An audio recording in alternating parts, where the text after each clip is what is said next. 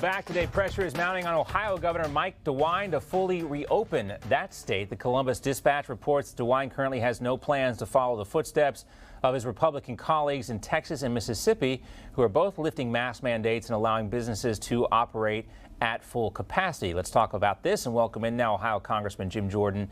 Congressman, great to talk to you. What do you think? Should Governor Dewine open up Ohio? Is it time? We got the vaccines rolling out now. I see the hospitalization rates around the country on the decline significantly. What's holding up the governor of Ohio? It's past time, John. Look, let's go back to work. Let's go back to school. Let's go back to normal. Just like some of these other states are doing. You know, of course, Governor DeSantis, what he's done in Florida is the example that I think makes sense. Use common sense. The best stimulus package, instead of spending $1.9 trillion of taxpayer dollars adding to the debt, and most of that money doesn't even go for COVID, instead of doing these kind of things, the best stimulus is just to let people go back to work and run their lives and exercise the common sense that we all would exercise, knowing that this virus is real.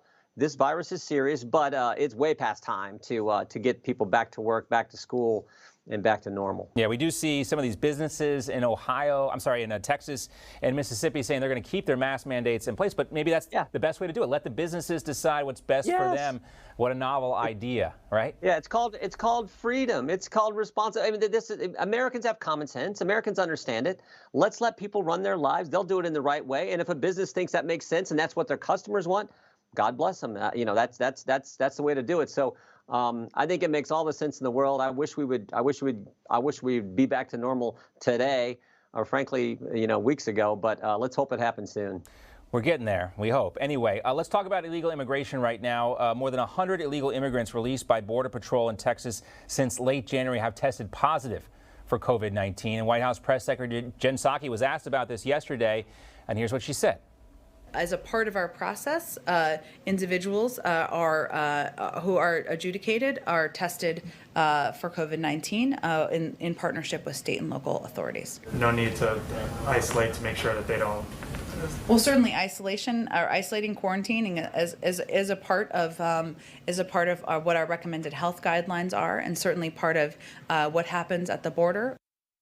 Let me just try to parse this, because she didn't answer the question. She says they test them. She didn't say anything about whether they release them or not. She mentioned something, you know, hinting at quarantining, but that's what's going on here. They may test them, but they're releasing them out into the wild.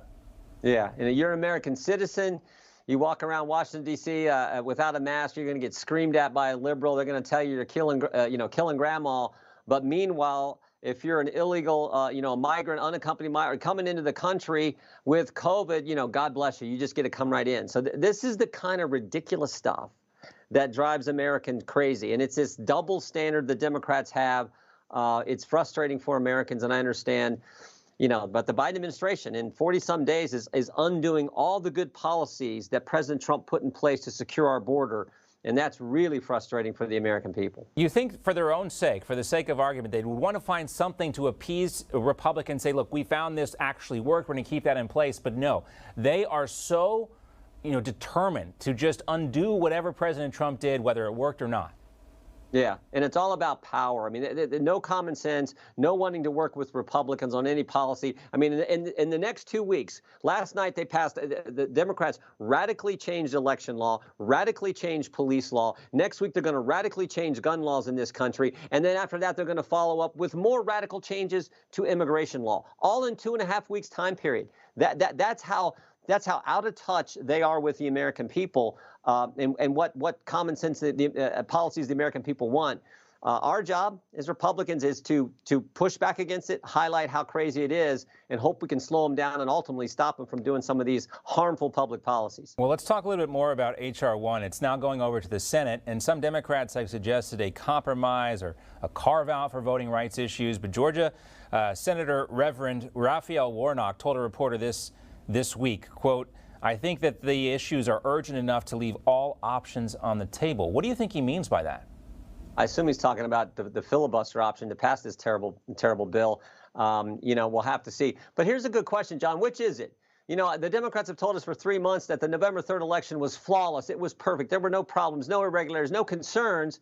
But now they got an 800-page election law bill that they got to pass. So was it a perfect election, or do we need it? The truth is, we know what this is about.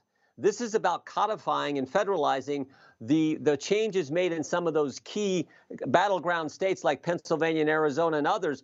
It's about making sure those changes that were done in an unconstitutional fashion, it's about making those apply to all the states, federalizing election law. And when they're done with it, they want taxpayers to pay for elections. So think about that. The same people who getting ready to pass a $2 trillion spending package, those same individuals now want you to pay for their reelection, just what our voters in the 4th District of Ohio want. They, Democrat, Republican, Libertarian, whatever. I'm yet to meet somebody on one side of the country that wants to pay for an election on the other side of the country that they really have nothing to do with. This is nuts.